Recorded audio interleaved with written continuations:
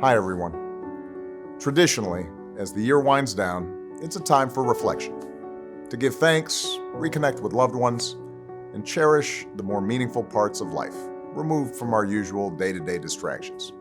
Of course, the events of 2020 haven't shown a lot of respect for our traditions. In a year of so much tragedy, it can be tough to give thanks when you're doing your best to get by.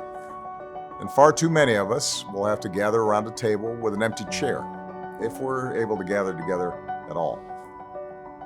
One thing, though, we can say about 2020 is that it forced us all to cherish what is most important, what's most meaningful in our lives, to stop taking things for granted that truly matter, to be grateful for what we have, and to be alive to the pain of those less fortunate.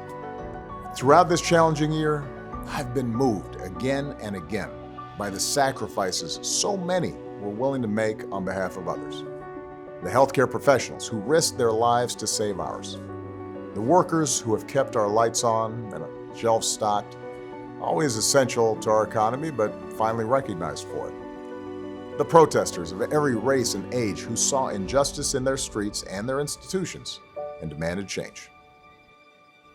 And the less heralded leaders, the quiet changemakers, who saw need in their own communities and leapt to address it.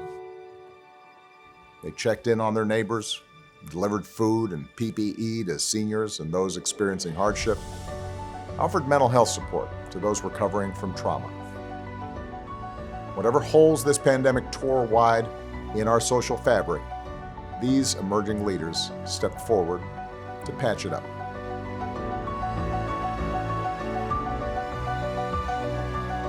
These are exactly the leaders Michelle and I started our foundation to support.